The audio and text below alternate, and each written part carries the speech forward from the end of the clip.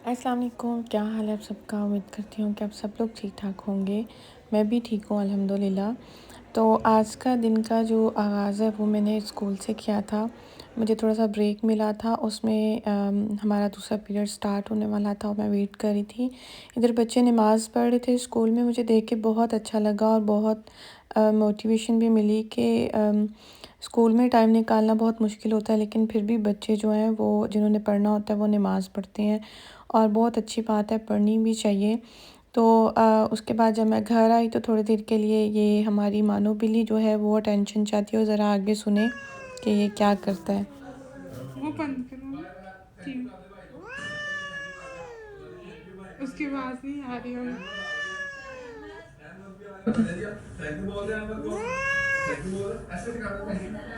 Thank you.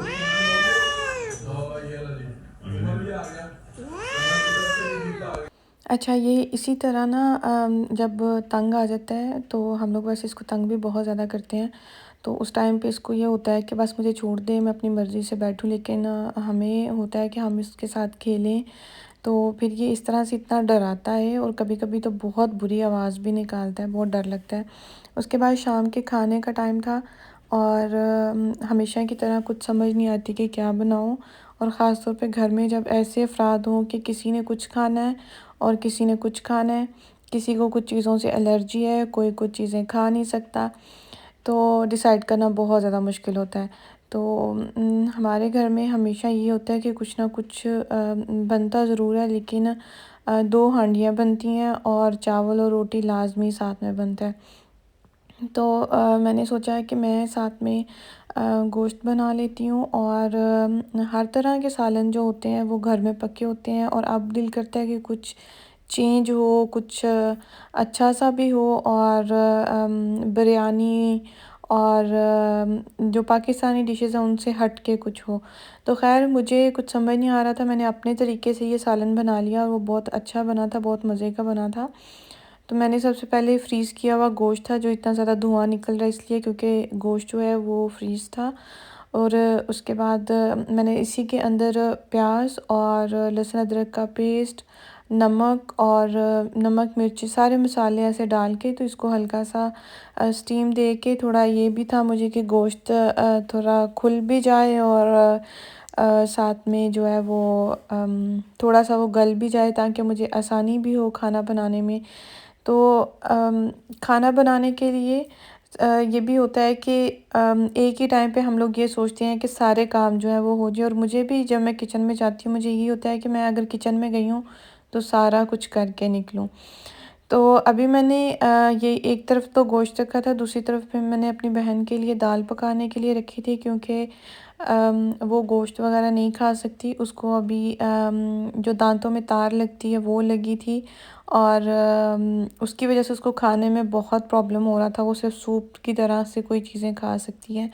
और इसलिए फिर मुझे उसके लिए भी अब तो ख़ैर वैसे ही बनाना पड़ा है, लेकिन नॉर्मली भी हमारे घर में हमेशा कुछ ना कुछ जो है वो 2 तरह से खाने बनाए जाते हैं।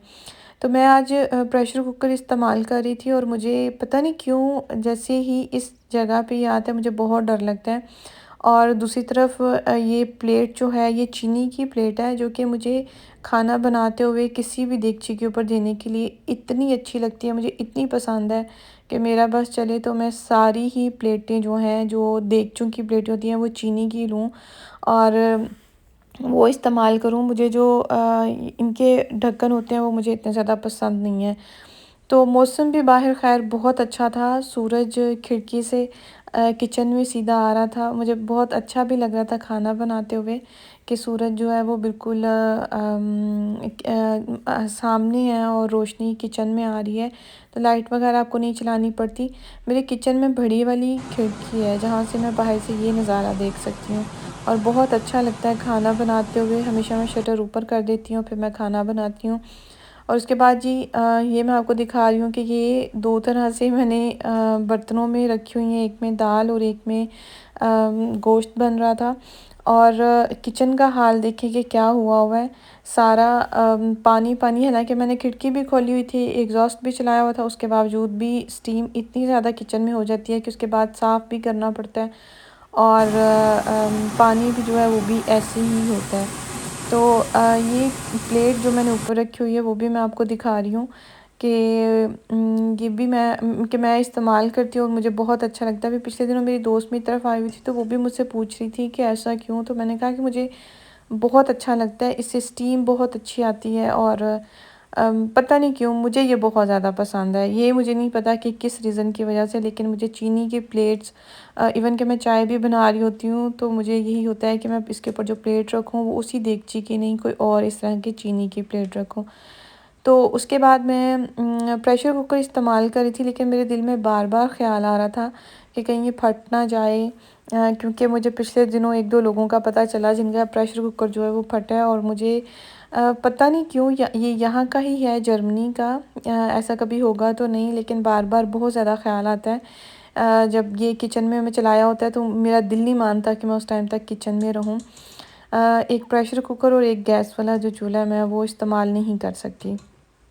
तो दूसरी तरफ अभी जो सामने है इसके अंदर मैंने जो चीज़ें इस्तेमाल की थी, ये दही था और इसके अंदर मैंने हरी मिर्चें ग्राइंड करके और कुटी हुई सुरख मिर्चें जो हैं वो डाल दी थी और धनिया पाउडर डाल दिया था। और अब मैं इस सारे पानी को भून लूँगी और साथ ही मैंने थोड़ा सा इसके अंदर बादाम और खसखस का जो पेस्ट होता है वो बना के तो मैंने डाला था। उससे ग्रेवी बहुत अच्छी बन गई थी और बहुत मज़े का उसका टेस्ट जो है वो आया था। सर्दियाँ थी तो इसलिए मैंने सोचा कि थोड़े से ड्राई नट्स जो हैं वो भी अंदर ऐड कर देती हूँ। तो बहुत मज़े का सालन बना था। वैसे मैंने ट्राई तो फर्स्ट टाइम ही ऐसे किया था कुछ देखे बगैर, और फिर इसको भूनते हुए बहुत टाइम मुझे भूनना पड़ा था। और ये उसकी ग्रेवी जो है थोड़ी-सी ज़्यादा, वैसे इसका पानी ज़्यादा था इसके अंदर, क्योंकि मुझे लग रहा था कि शायद वो अच्छे से ग्राइंड नहीं होगा। तो इस तरह फिर अब मैं सारा टाइम इसको भूनूँगी, उसके बाद जो है वो साथ-साथ दाल भी बन जाएगी बहुत आराम से। दाल तो मसूर की दाल बना रही थी, बहुत जल्दी बन गई थी और साथ ही मैंने उसका तड़का भी रख दिया था।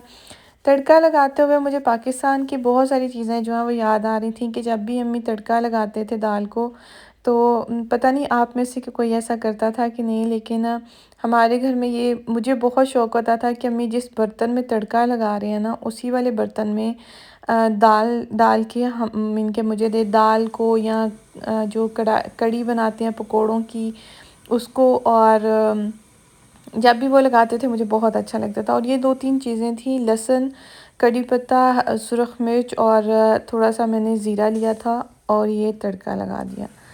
और इसकी छींटें जो हैं वो दूर-दूर तक गई थी क्योंकि दाल भी बहुत ज़्यादा गर्म थी।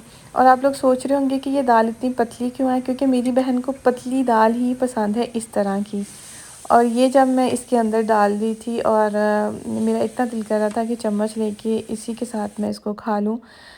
और वो साथ में पाकिस्तान की भी याद आ रही थी कि हम लोग इसी के अंदर बहुत शौक़ से लेते थे कि जिस बर्तन में अम्मी ने तड़का लगाया उसी वाले बर्तन में अगर वो हमें दाल जो है वापस डाल के दें, जबकि अम्मी उसी वाले बर्तन में दाल डाल के और वापस दाल वाले देगचे में डाल देते थे।